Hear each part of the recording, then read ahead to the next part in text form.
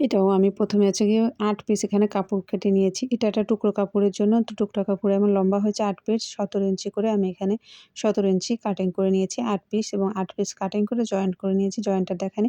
এটা হচ্ছে বডির অংশ, কালোটা ছিল। তো এটাকে প্রথমে আমরা ১ ইঞ্চি ভাঁজ দিয়ে নিয়েছি। এরপর হচ্ছে আরেক পার্ট এর উপরে বসিয়ে দিব। ভাঁজ যেটা দিয়েছি ওটা হচ্ছে গিয়ে বোতামের জন্য। এরপরে হচ্ছে পুট নিয়েছি ২ ইঞ্চি, কাঁধ নিয়েছি ৩ ইঞ্চি, মোট হচ্ছে ৫ ইঞ্চি। তো এখানে বগলে হচ্ছে ৫ ইঞ্চি দিব। এরপরে ৫ ইঞ্চি এখানে শেপ করে দিবেন। বডি এখানে যা আছে শুধু সেলাইয়ের জন্য রেখে আমি বাকিটা রেখে দেবো, কারণ একটু লুজ রাখবো। আর নিচ থেকে ১ ইঞ্চি পরিমাণ এভাবে ডাউন করে তারপর হচ্ছে শেপ করে দিবেন। তা নাহলে কিন্তু দেখতে সুন্দর লাগবে না। অবশ্যই এখানে ডাউন করে দিবেন। গলা পিছনে হচ্ছে গিয়ে ঘুরিয়ে আমি ২.৫ ইঞ্চি নিয়েছি আর সামনে নিয়েছি ৩ ইঞ্চি বা ৩.৫ ইঞ্চি নিতে পারেন। যেহেতু ৩ থেকে ৪ বছরের বেবির জন্য আমি কাটিং করতেছি। তো এরপরে হচ্ছে কি মেজারমেন্ট অনুযায়ী কাটিং করে নেব। আর এর মধ্যে একটা কথা বলে রাখি, আমার পেজটা অবশ্যই যদি ভালো লেগে থাকে ফলো দিয়ে রাখবেন নতুন নতুন ভিডিও পাওয়ার জন্য। তো এরপরে আলাদা করে নিয়েছি, পিছনের গলাটা কাটিং করে নিচ্ছি। তারপর হচ্ছে সামনের গলাটা মার্জিন অনুযায়ী কাটিং করে নিচ্ছি।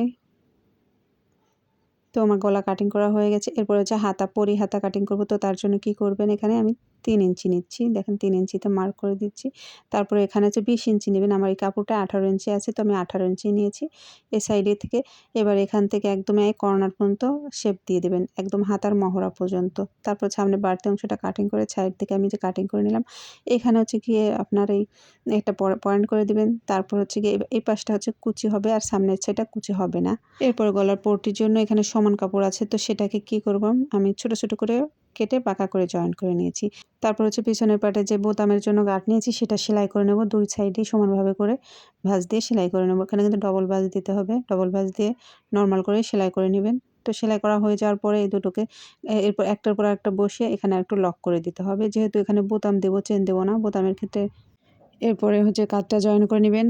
আর বোতামের জন্য পিছনে কিন্তু এই নিয়মটা অবশ্যই ফলো করতে হবে। তো কাঁধেও ডাবল সেলাই করে দিবেন। এখানেও আমি ডবল সেলাই করে নিয়েছি। তো এরপর হচ্ছে হাতা কিভাবে করবেন দেখেন, হাতার সেলাইটাই হচ্ছে মেইন। তো তারপরে প্রথমে হচ্ছে এক ভাঁজ দিবেন, হাতার লম্বা সাইডটা যেটা, এটাকে প্রথমে এক ভাঁজ দিয়ে আরকি সেলাই করবেন। আমি হাতার পুরো সেলাইটাই আপনাদের দেখিয়ে দিচ্ছি, আপনাদের সুবিধা হবে। এরপর হচ্ছে গিয়ে এই সুতাটা কাটিং করে নিয়েছি। তারপর এরপরে আরেকটা ভাঁজ দিয়ে সেলাই দিবেন। এইভাবে সেলাই করলে আপনার হাতার এই সাইডটা দেখতে অনেকটা সুন্দর হবে। আর যদি একসঙ্গে ২ ভাঁজ দিয়ে সেলাই করেন তাহলে আঁকাবাঁকা হয়ে যাবে আর দেখতেও ভালো লাগবে না, অসৌন্দর্য লাগবে আরকি। যাই হোক, এত কষ্ট করে সেলাই করবেন সেটা যদি সুন্দর দেখা না যায়। তো এরপর হচ্ছে গিয়ে আমি সেলাই করে নিয়েছি। এখন কুচি হবে হচ্ছে এই সমান সাইডে। এই পরি হাতার জন্য হাতাটা কিন্তু আপনার বাঁকা করে কাটতে হবে না, সোজা করে কেটে এইভাবে করে কুচি দিবেন।